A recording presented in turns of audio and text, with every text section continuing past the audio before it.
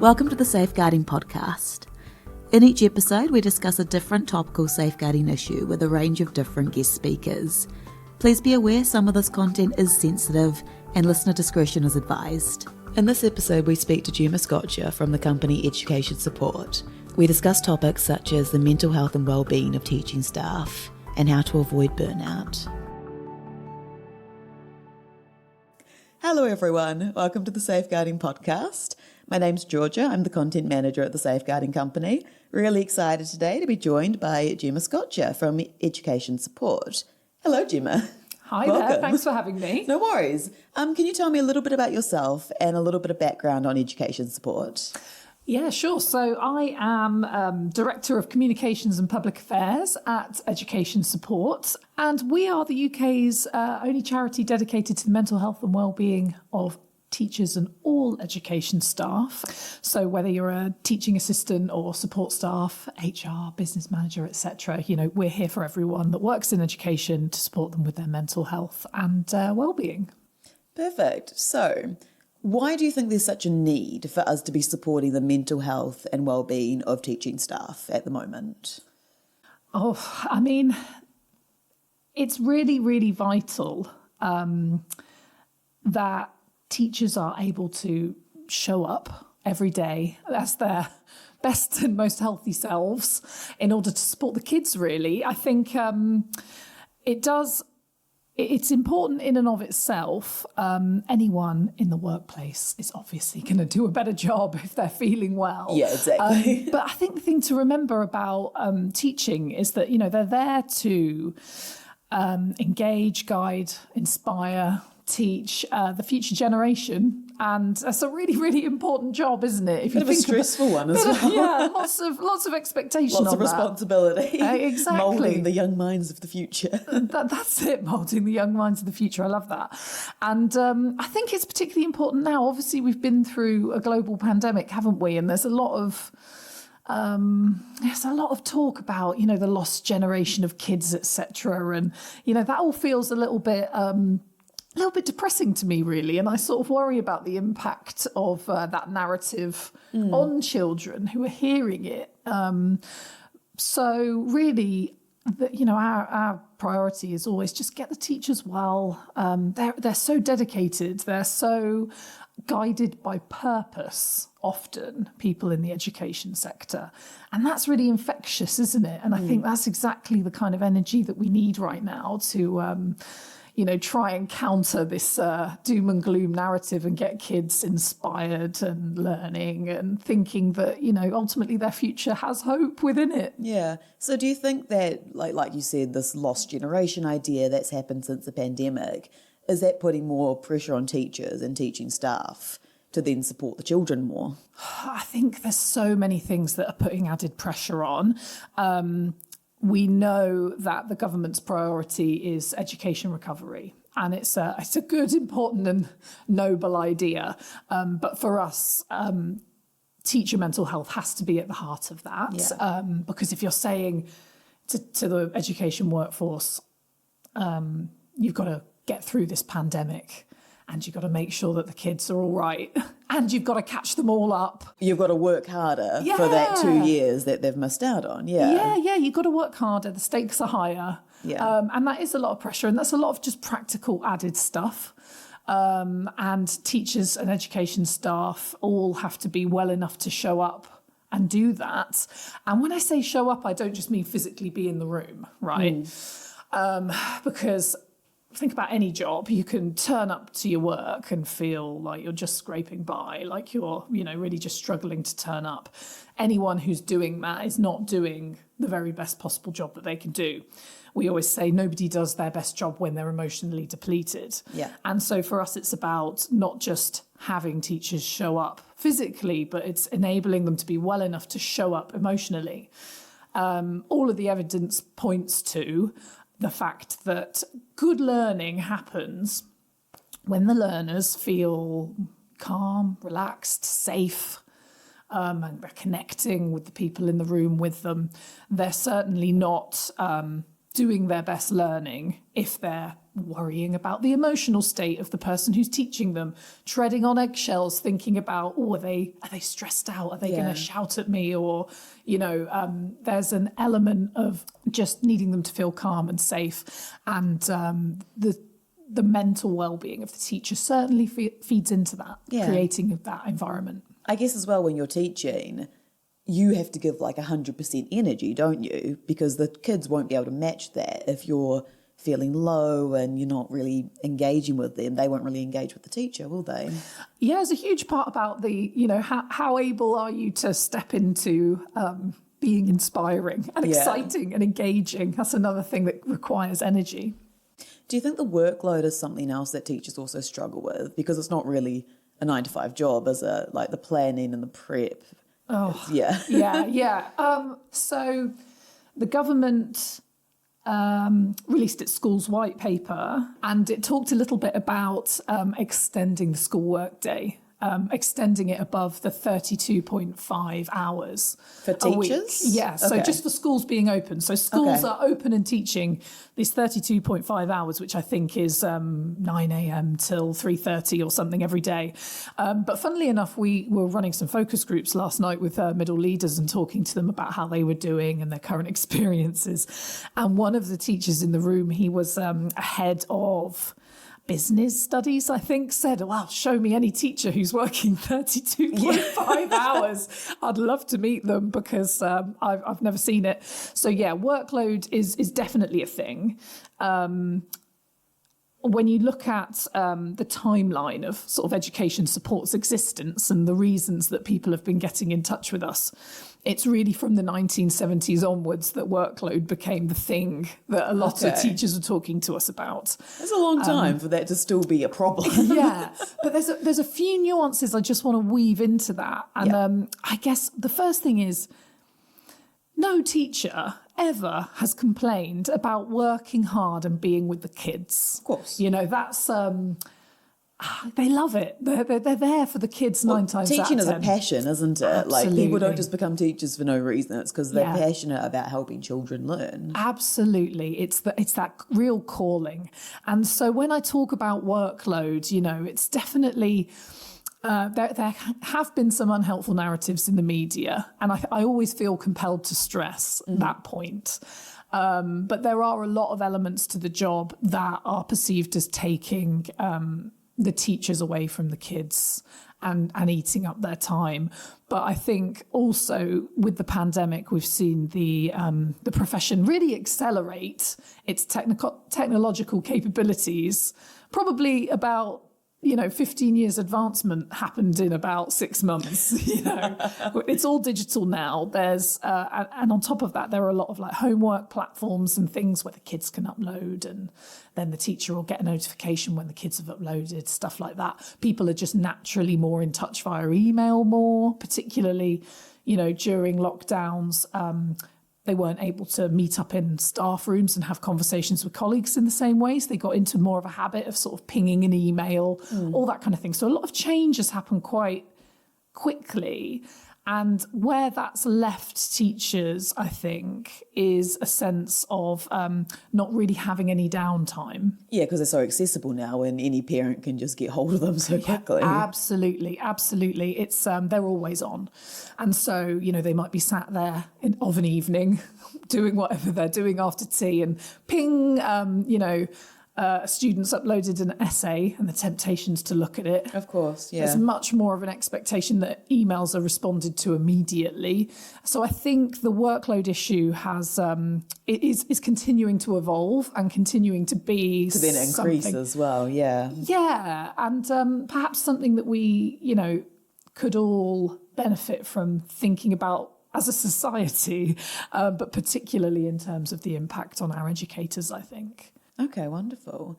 You mentioned before about education support when it was founded. Can you tell me a little bit about the journey you guys have been on since since the company was founded, I guess, since charity. It's been a long road. We're 145 years old, which people don't realise. We're really, really old. And we started as a teachers' benevolent fund and then quickly opened up orphanages as well and set up an orphan fund.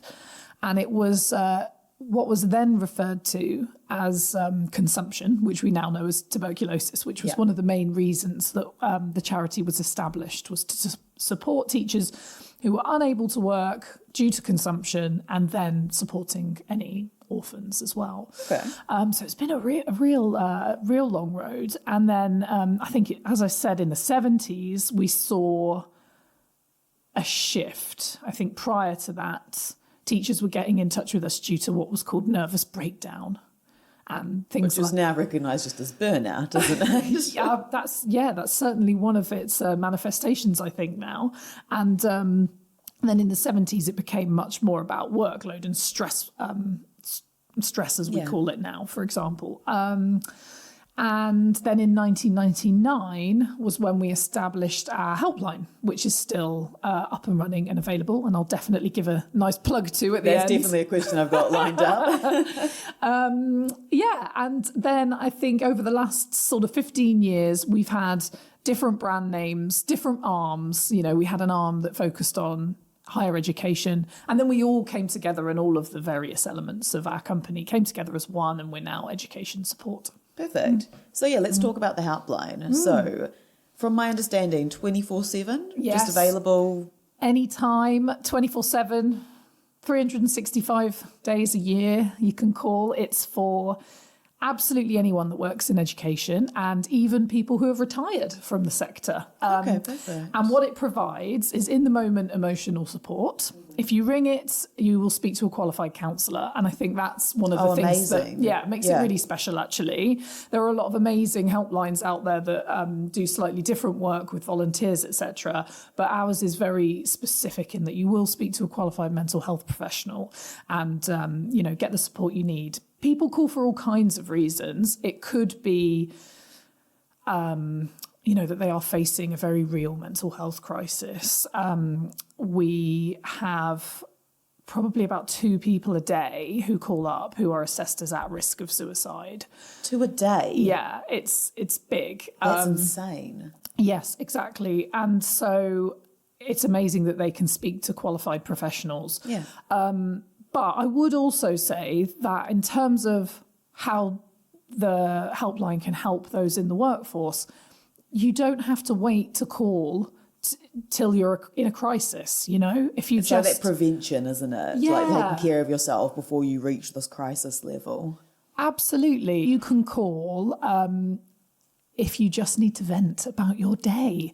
I think the other thing about the service is our counsellors, they know what sector the callers are in. They understand the challenges that are experienced by people working in education. So if you just need that kind of supportive ear from someone who gets it, then give it a call, whether you're, preventing a crisis or you're in crisis. Wonderful. So as well as the helpline, what other things does education support offer to teachers and teaching staff? We offer a range of services. So we've got our helpline, which is amazing. We have a grant service. So that is for teachers and education staff who are having short-term financial difficulties. We issue small to medium-sized grants that obviously don't get paid back. I'm trying to think, what have we given people money for recently? Things like maybe rent arrears or making changes to your home if you have maybe a disabled dependent who needs some specific requirements and it's expensive. I'm guessing you would have had a few during the lockdown where people were furloughed and maybe not getting paid at all. Well, that was a really busy time for supporting supply teachers because obviously they were not entitled to furlough in the same way as contracted staff. And now what we're seeing is an increase in people getting in touch about their energy bills. Yeah, that's... Not a surprise, unfortunately. Definitely not. Couldn't believe that. So we do, it's interesting with the grants and with the helpline, we do tend to sort of see the trends of what's happening in the outside world played out in those services. We also have some brilliant services for senior leaders. Senior leaders are probably the most at risk of burnout out of the education sector. They are more likely to work incredibly long hours, have a poor work-life balance, and most at risk of symptoms like insomnia, things like that. Is that just because of the added workload? I think it's the balancing of the various expectations from every direction, the sense of responsibility that I think is common throughout everybody in education, actually, but particularly has an impact when you're in a position of leadership. And I think that I'm going to have a bit of a tangent now, I think. That's all right. Love a tangent. Yeah. I think the risk of burnout is real because teaching is a giving profession.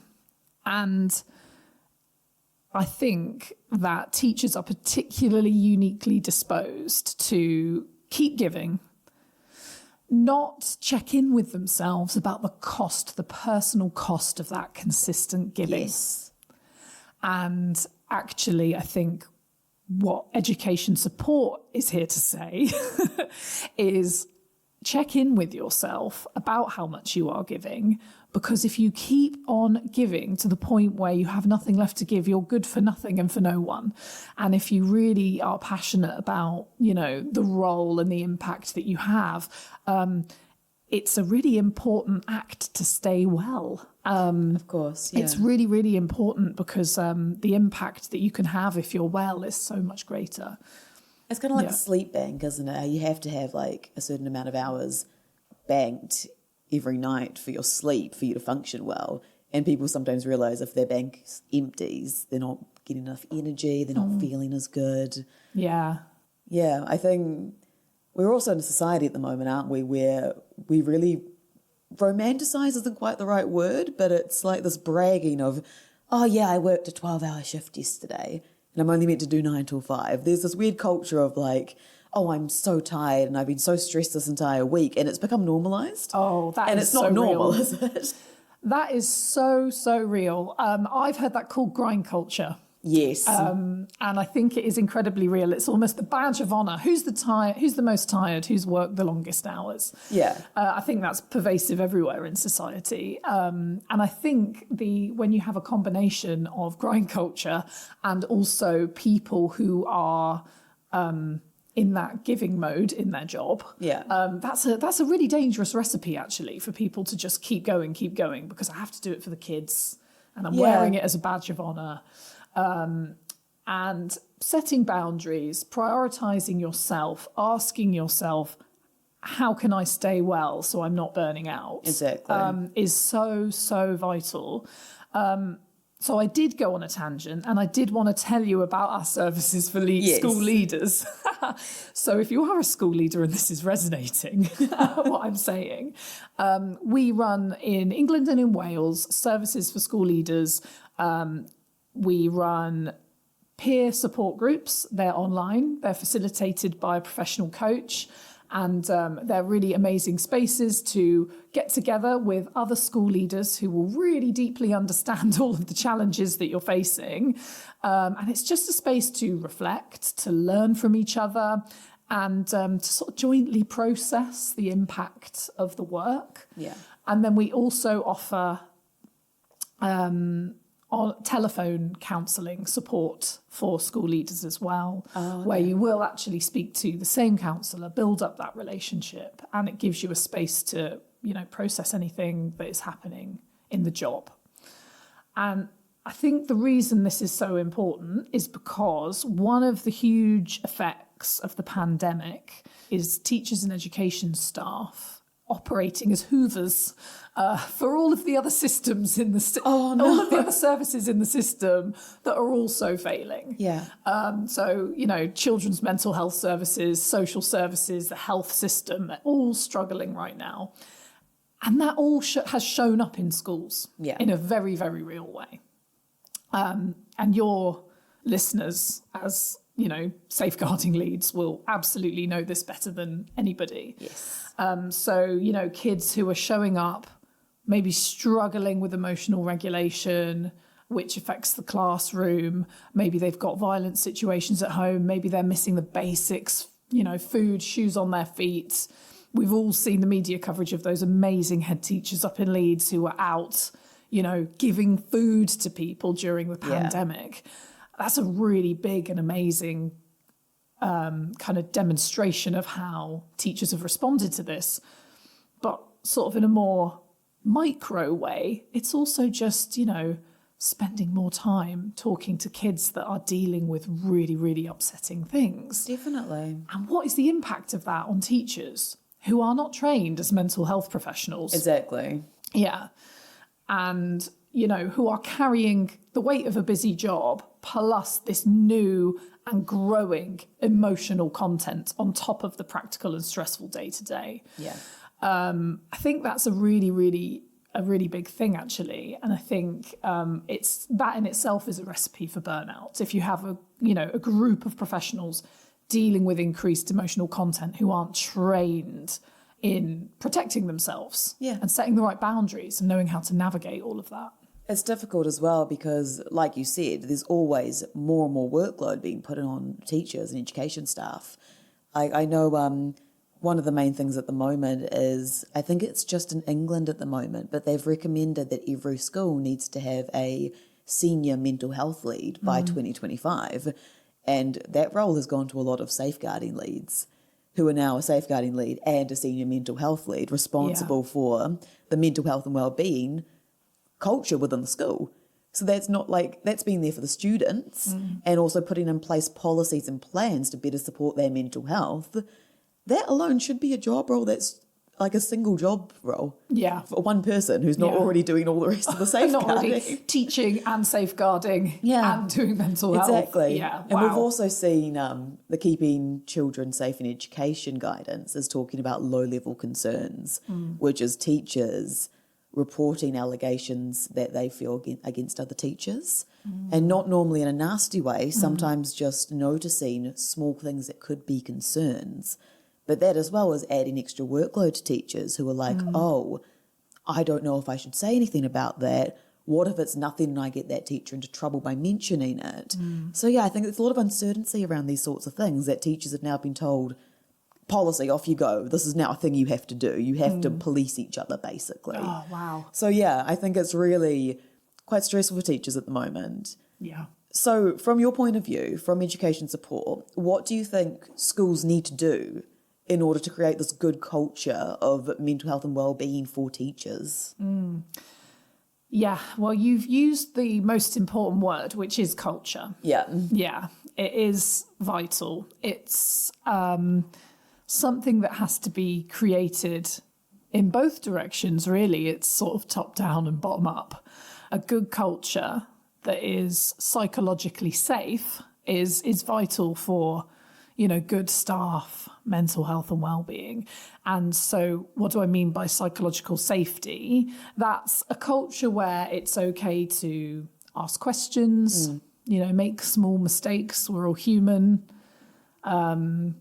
Be curious, take reasonable creative risks, and rally together ultimately. Yeah. A culture where you only speak when you're spoken to. And and you try to work to cover up any small errors because there's a culture of blame. Yeah. All of that that feeds into a sense of stigma around talking about mental health, and we all know that you need to tackle stigma in order to really try and make it normal to talk about your mental health in the workplace. Yeah, I think as well there's this culture, isn't there, with people matching each other's work. Yeah. So if that one person is answering emails late at night, it kind of sets a precedent that everyone is going to start doing that. Yeah. And if that one person stays late consistently, everyone else is like, oh, well, they do it. Maybe we should also follow suit. Oh. And then it kind of just keeps adding to the workload, doesn't it? And I don't think this happens just in the education sector. I think it's a worldwide problem in every job, like in every culture. 100%. It is that pervasive grind culture, isn't it? Competitive grind culture, which is even worse. And this is where it becomes a leadership challenge. Yes. Because as a leader, your behaviour matters. People are looking to you to set the tone. And I think if you're sending emails really late at night, it does create a sense of, oh, should I be doing that?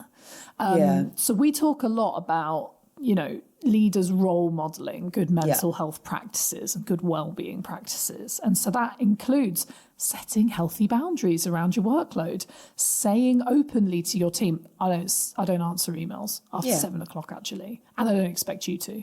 I guess that's hard as well when you said it's the senior team who are feeling the most stress at the moment. Absolutely. Really, really challenging. But I do think it starts with example setting and a little bit of that vulnerability at leadership level as well. If you want to create a psychologically safe environment, leaders can start by being human themselves, I think. And, check out our website. We've got lots of interesting and useful information on this. But if, as a leader, you're acting as though you're impermeable, always armoured up, never making any mistakes, always right. You need to be approachable, don't you? For your team to be able to come to you and say, I'm struggling. Yeah. Like, I need help with the workload, or I need a mental health day. I need some sort of support in place. Absolutely, yeah. And in order to do that, there are just these small things that can happen during the day. Like, if you're a head of department running a team meeting, can you say, oh God, guys, I'm feeling a bit flat today, actually. How's everyone else doing? Just asking the question, isn't it? It's like the first part, just asking, how are you actually doing? Yeah. And I feel like it's really easy just to go, oh, fine. Yeah. I'm okay. Yes. And then, like, when you ask the second time, like, no, actually, how are you feeling? Because that fine did not sound fine at all.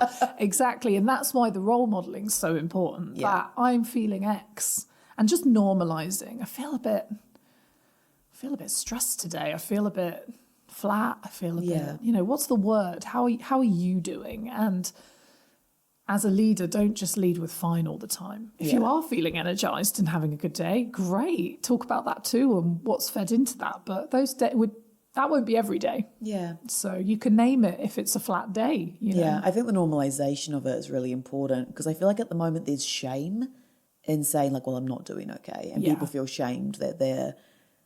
It's got nothing to do with this, but I've heard a lot of my personal friends say like it's a strength thing, like I feel I'm not strong enough to deal with this. And it's not that at all. At the end of the day, if you're feeling stressed, you're feeling stressed, and there's no shame in feeling that way. But for some reason, do you find that people don't want to talk about it because they do feel a bit ashamed? Yeah. Shame, stigma, all these things, they're real. Our Teacher Wellbeing Index marks stigma as a concern. I think it's getting a little better in schools, but not quickly enough. Because if you think about education as sort of being in the business of people and connection, other things too, of course, intellectual pursuits in the mind, but there's a huge felt component to it.